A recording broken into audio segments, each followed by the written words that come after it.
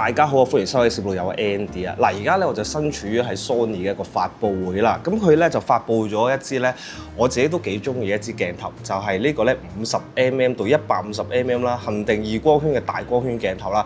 對於我呢啲啦好中意影人像啦，又懶得換鏡嘅話咧，呢支就真係唔錯啦。咁啊，今日咧我哋就會喺呢個發佈會啦，喺一個短短嘅時間裏邊咧，會試下俾大家睇下個效果會係點樣。鏡頭就係全片幅鏡頭啊，由50mm到150mm嘅焦距啦，恒定大光圈係2光圈啊，好適合影人像。鏡頭尾連呢個腳架座嘅話呢，重量係1340g，鏡身嘅長度啊同呢70-200 2.8嘅1/2代呢都係差唔多嘅啫，但係口徑呢就大啲嘅，重量呢就介乎於兩者之間。鏡頭嘅 filter size 就係95mm啊，都比較大嘅。鏡身上邊就會有光圈環啦，同埋會有 iris lock 嘅，亦都會有呢個 kick on 嘅掣。另外亦都會有呢個手動嘅對焦環啦，同埋有變焦環嘅。而變焦係採用呢個咧內變焦嘅設計啦，咁啊唔會伸出鏡筒啦。而大部分 G Master 會有嘅 function 件呢，咁佢都會有齊噶啦。機身就會附送埋一個腳架座啦，同埋一個遮光罩嘅。整體揸上手嘅感覺咧，同用支70-200咧真係好相似嘅。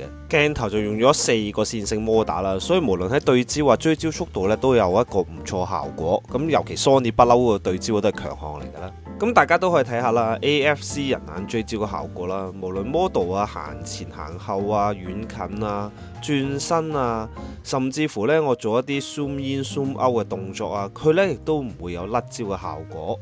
或者咧，我經過一啲啦，俾其他嘢阻住啦，再對翻 model 啦，都可以即時咧係對得翻。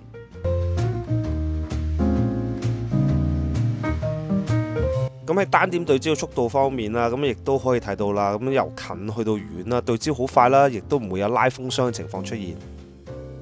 落嚟咧可以睇下啦，喺同一個位置啦，唔同焦距拍攝出嚟咧，嗰個畫面會係點啦。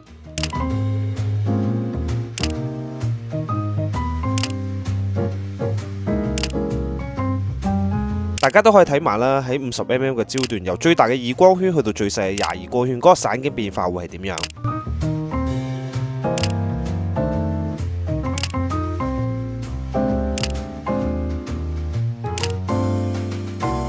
鏡頭最近對焦距離咧喺50mm就係0.4米啦，去到150mm嘅話咧就係0.74米啊，放大倍率係0.2嘅，一般拍攝嘅話咧都幾夠用。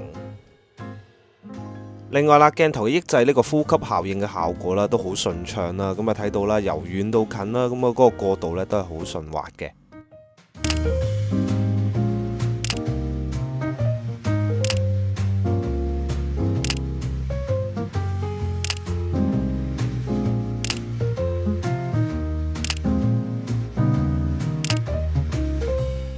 咁今日試過支鏡啦，咁啊其實不嬲 Sony 啲鏡啦，無論係對焦速度啊各方面咧都係好好啦，例如抗圓光啊呢啲都係唔錯，低光環境拍攝都係好好啦。咁呢支鏡頭嘅焦段其實咧我都好常用啦，因為由呢個50mm啦嘅2光圈大光圈啦，去到150mm嘅長焦，其實咧想要一個咧係我最標準嘅人像鏡嘅焦段啦，再去到一個咧叫做可能80甚至乎再打上85，起碼有一個咧係遠攝嘅效果嘅話咧，咁其實佢都係好適合啦，因為話晒都2光圈啦，都有一個唔錯嘅淺景深啦。咁啊，唯一係一樣嘢就係咧，佢嘅我覺得咧就係始終咧一定會係咁長嘅焦段，仲要大光圈，一定係會係大支少少啦。